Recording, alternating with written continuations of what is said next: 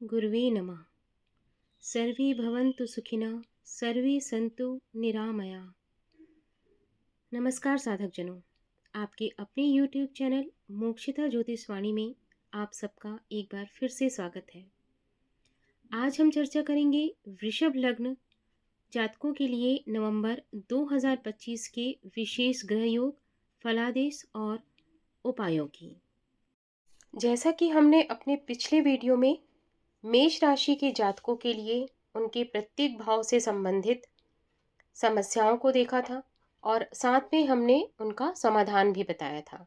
जैसे कि अगर आपको स्वास्थ्य संबंधी समस्या है या धन संबंधी समस्या है, आपको कोई वाहन खरीदना है, मकान बनवाना है, संतान के संबंधित कोई समस्या है, रोग या शत्रु से संबंधित कोई समस्या है, अगर आपका कोई बिजनेस है और उसमें अगर आपकी साझेदारी में पार्टनरशिप में कोई समस्या आ रही है, आपके दाम्पत्य जीवन में कोई अड़चन आ रही है, तो इस प्रकार से हर एक भाव की समस्याएं अलग अलग होती है और हर समस्या का समाधान भी अलग अलग होता है। तो आप लोगों से निवेदन है कि आप लोग वीडियो को पूरा देखें और जिस भाव से संबंधित आपको समस्या हो रही है, वहाँ हर एक भाव से संबंधित समस्याओं के लिए अलग अलग रेमेडीज़ बताई जा रही हैं। तो आप चाहें तो आप उन रेमेडीज़ को स्क्रीनशॉट लेके रख लें और आप उन्हें प्रतिदिन अपने जीवन में अप्लाई करें। तो आइए शुरू करते हैं। वृषभ लग्न के जातकों के ग्रह माह नवंबर में क्या फल दे रहे हैं। वृषभ लग्न स्थिर पृथ्वी तत्व का लग्न। ऐसे जातक स्थिर विचार वाले, व्यवहारिक और परिणाम की तरफ देखने वाले होते हैं। इस माह में अगर हम आपका चार्ट देखें तो लग्न में कोई ग्रह नहीं है, अतः आत्मबल को स्थिर रखने की आवश्यकता है। ये ज़रूर है कि शनि की दृष्टि जो है वो आपके इस भाव पर पड़ रहा है, तो यह आपको अनुशासन, गंभीरता और कर्मठता तो सिखाएगी, किंतु मन में कभी कभी आलस्य और आत्मसंदेह भी ला सकती है। इस आलस्य और आत्मसंदेह को दूर करने के लिए आपको क्या करना होगा? प्रतिदिन ओम हम हनुमते नमः मंत्र का 11 बार जाप करना होगा। आइए अब देखते हैं धन, वाणी और परिवार को लेकर नवंबर माह में क्या कहते हैं आपके ग्रह। चूंकि यह भाव मिथुन राशि का है और यहाँ पर भी कोई ग्रह नहीं है, अर्थात धनवाणी की स्थिति तटस्थ रहेगी। पारिवारिक संवादों में संयम रखने की आपको आवश्यकता है, क्योंकि सूर्य की स्थिति छठे भाव में होने से वाणी में आपके थोड़ा तीखापन आ सकता है। इस भाव के उपचार के लिए अर्थात धन के आगमन को बढ़ाने के लिए, वाणी पे संयम रखने के लिए और परिवार वालों के साथ सामंजस्य बनाए रखने के लिए आपको क्या करना होगा उपाय? शुक्रवार को लक्ष्मी माता को खीर अर्पित करें और घर में चंदन का दीपक जलाएं।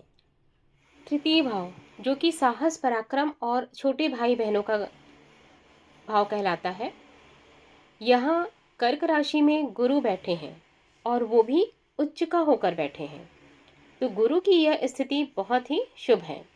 आपका आत्मबल और संवाद शक्ति बढ़ेगी। लेखन में या किसी नई योजना के प्रारंभ के लिए यह समय आपके लिए अत्यंत ही अनुकूल रहेगा। साथ ही गुरु की दृष्टि सप्तम और नवम और एकादश भाव पर है, जिससे कि हम कह सकते हैं कि आपके दाम्पत्य जीवन में ज्ञान और संयम बना रहेगा, भाग्य का विकास होगा और मित्रों से आपको सहायता प्राप्त हो सकती है। कुछ समस्याएं अगर इस भाव से संबंधित आ रही है तो उसके लिए हमें उपाय क्या करना है? ओम बृहस्पति नमः मंत्र का जाप करना है। चतुर्थ भाव सुख, गृह और माता का भाव। यहाँ सिंह राशि में केतु स्थित है। केतु का यहाँ होना मानसिक अस्थिरता और घर के वातावरण में थोड़ी दूरी या अनिश्चितता ला सकता है। घर के सदस्यों में आपस में विचारों में मतभेद होने की संभावना नजर आ रही है। उपाय क्या करना है? प्रतिदिन गौ माता को हरा चारा दें और हो सके तो ओम केतवे नमः मंत्र का प्रतिदिन एक माला जाप करें। पंचम भाव बुद्धि और संतान का भाव। यहाँ कन्या राशि में शुक्र बैठे हैं जो पंचमेश भी हैं, अतः अत्यंत ही शुभ फल देंगे। रचनात्मक कार्यों में, प्रेम संबंधों में और बच्चों के विषय में सुखद समाचार मिल सकता है। विद्यार्थियों के लिए यह समय एकाग्रता बढ़ाने वाला है। और अधिक शुभता प्राप्त करने के लिए उपाय क्या करना होगा? शुक्रवार को सफेद पुष्प देवी लक्ष्मी को अर्पित करें। त्रिक भाव का पहला भाव, षष्ठ भाव, रोग शत्रु और ऋण का भाव। यहाँ तुला राशि में सूर्य बैठे हुए हैं। सूर्य की जो ये स्थिति है वो न्याय और संघर्ष का समय दिखाती है। शत्रु दबे रहेंगे परंतु स्वभाव में कठोरता बढ़ सकती है। शत्रुओं से संघर्ष करने के लिए या रोग से लड़ने के लिए आपको प्रतिदिन उपाय क्या करना होगा? सूर्य को अर्घ्य दें और ओम आदित्याय नमः मंत्र का जाप करें। सप्तम भाव, दाम्पत्य, साझेदारी और सार्वजनिक जीवन में संबंधों का भाव। यहाँ वृश्चिक राशि में मंगल और बुध है। मंगल यहाँ स्वगृही है, अतः यह अत्यंत ही बलवान स्थिति में है, इसलिए साझेदारी में सक्रियता बढ़ेगी, किंतु साथ साथ क्रोध भी बढ़ेगा, इसलिए क्रोध पर नियंत्रण रखें। बुद्धि की उपस्थिति वाणी में प्रभाव और व्यापारिक कुशलता को बढ़ाएगा। गुरु की दृष्टि इस भाव को और शुद्धता और सात्विकता प्रदान कर रही है, जिससे वैवाहिक जीवन में बुद्धिमानी और सहिष्णुता का भाव रहेगा। क्रोध ना बढ़े इसके लिए उपाय क्या करना है? हनुमान जी के मंदिर में सरसों के तेल का दीपक लगाएं। अगला भाव है आयु, रहस्य और परिवर्तन का भाव।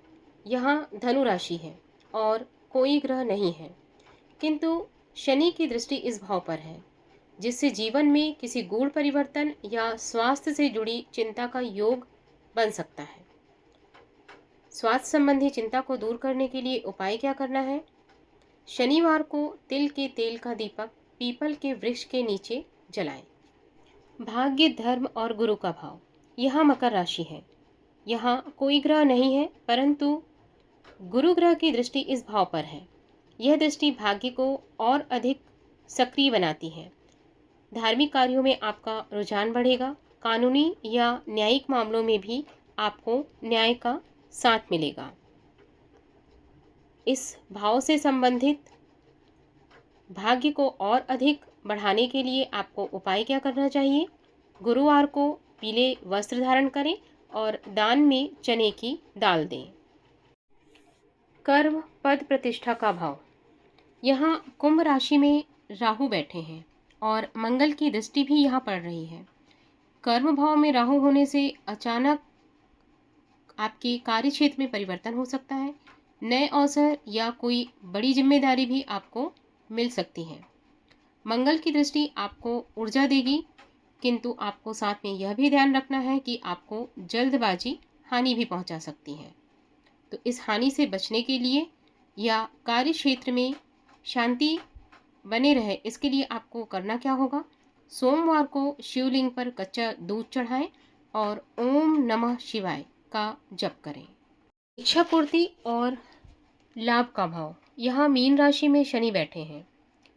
यह स्थिति धीरे धीरे लाभ देने वाली है। धैर्य रखकर किए गए प्रयास का प्रतिफल निश्चित रूप से आपको मिलेगा।